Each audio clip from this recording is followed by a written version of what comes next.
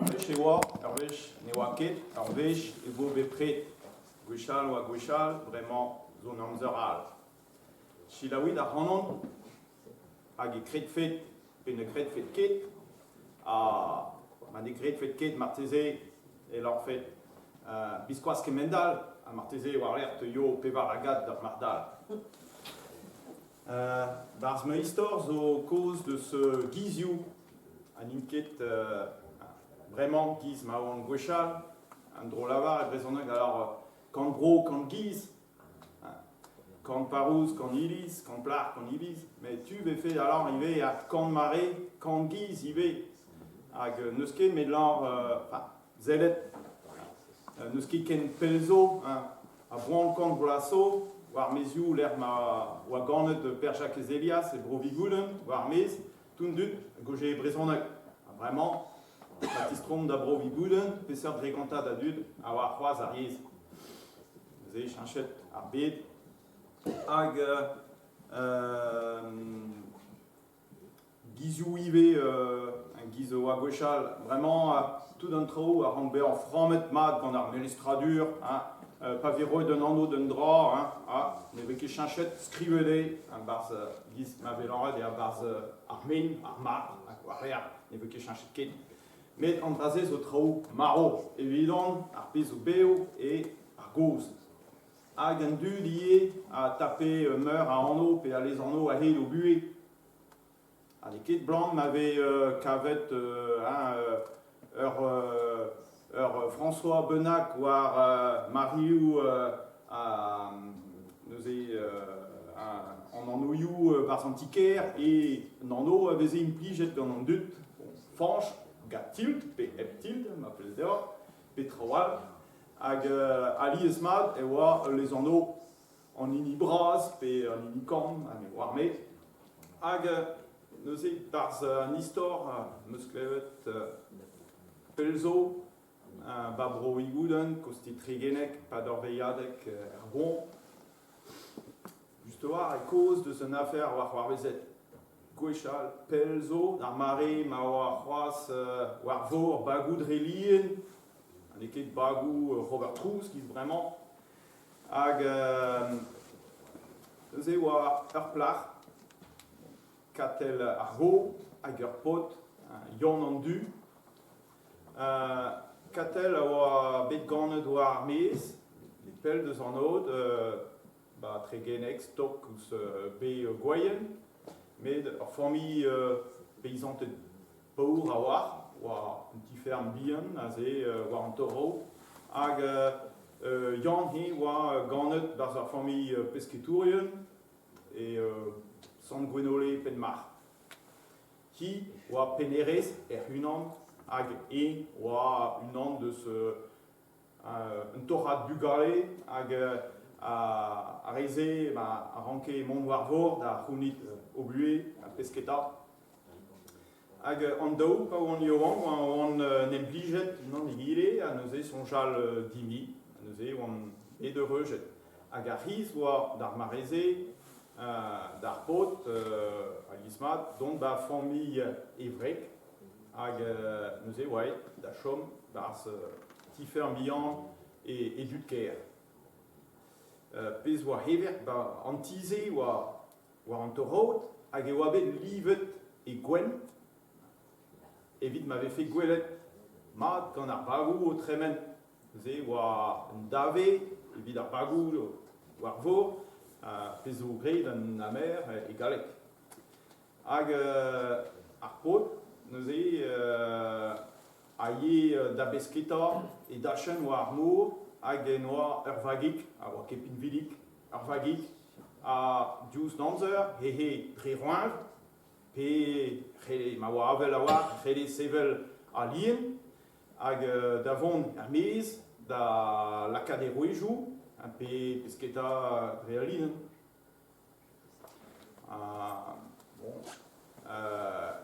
Neuze digas are pesket d'ar ger. Ki a labouré an douar, ne oa ket an tifer an bras, mais ne beut parkeier hag oa tu da hada ne beut patatez,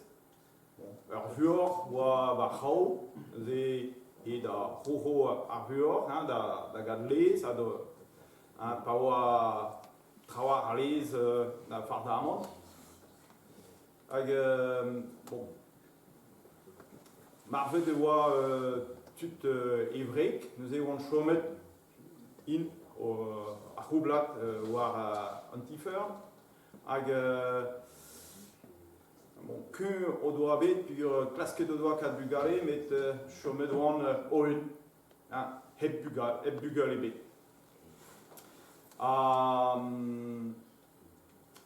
Anti-gwen, neuze oa ken ispicial a ze, ma oa bet just war a katel a rok be an dimet, oa bet lezanvet plach anti-gwen. Hag neuze yann, dre ma oa deut da chom gati, ma ben kentan oa neuze gwaz plach anti-gwen, met dre ma oa e unan o vont da besketa gant e vagik, ne oa hini bet veltan etre penors a beg an dorchen, ne oa pors na goudor e bet, e a ranke bet tro ma tistroe d'an od, sachan e vagik war zer, a neuze tundu da velenan, poan an gise, neuze oa bet les anvet ben a fin, po de vagik. Hag tremen are an amzer e gise, hag e oa dispartiet mad, pezare evrek a pezare hian, neuze ebe doa tu ar mour hag hi an. Hag hian ne nije gret biskoaz man e bet a zele deus tachen an douar. Ne neus ket chikouret gwech e bet evrek o rarad an douar, o c'hober war dro ar vuor na man bet. Ki, ne neus mod, ne ye ket d'ober war dro e vagik, na ne ye ket un gwech e bet pellor vit linen huelan ar mour, l'er ma oa ar bijin, un kaset gant al anno, linen ar gourlando, a ze oa disparti an daouvet. Hag evit kompren pez war vezet e a bouez kompren mat. Pep pini a ranke chom war e dachen. Un nozvez pa oan dija ed un tamm war an oad, oa bet pez mel gorventen e be gwaien. D'ar mareze vid ar bago, pa rue ar goalanzer, oa ret mon mes gant risk a oa da be an kaset war reier war an od. Hag justement, a ze oa da vare goudarit, da vare kedez an diskar amzer, a liez mat ve barado amzer fall. Hag a ze oa troet da fall kenan. Ur gorventen dirolet gant avelioù kre, an oa kaset ar vag bras teir gwern war a reier mez da pen mar. Kreiz an oz. Ze vag pinceet hag giz ma kustume pa oa gwalamzer o ton, e ye oa an od ta zellet, ha man e c'hoarvez ket un dra atreus, hag en oa gwelet, a ze a lestr ze en arvar oa reier hag tustu, en eus sachet evagik, buntet da vont bandour hag o c'hoanvi. Hag ed betek chikour ar vartolodet a oa en arvar da gol o bue, hag e pad an oz en eus gred c'hwer monadon o strivan a en ep dar gwagenou a d'an avel dirolet, hag gise noa savetet seitek deus ar martolodet kas ne un goudor e borsan gwenole. Pezo, fin an ozvez, oa skuiz divi, dre force roinvi, hag o tistri warzu od trevenek, e vele mad e di livet gwen, ze strivan gant e nerzioù diwean, ze noa galet tapout an od, a ze ar biliek, o an od bili, et ken skuiz e oa gant ar strivoun a gret, nous e oa badawet gant ar skuizer hag e chomet kollet e anaoudegez chomet a stok a ze oa barze vag. Hag evrek a oa a ze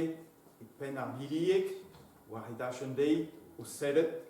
sonet gant ar front hag e oa da c'hortoz gant nadozioù o Robert Stam hag e zele ouz e gwaz. Puis oa belanret dei gant e gwaz ur martolo da feson a rang mont betek lin ar gourland tre nerzioù dian e unan modal e ket un den. Bet, hag e binchor maman. Hag an tre forz behan hejet diejet gant ar gwakenou war vord war vord an out. E bet dihunet hag deut mez deus ar vagik hag kwezet anter barz an dour war ket tom hag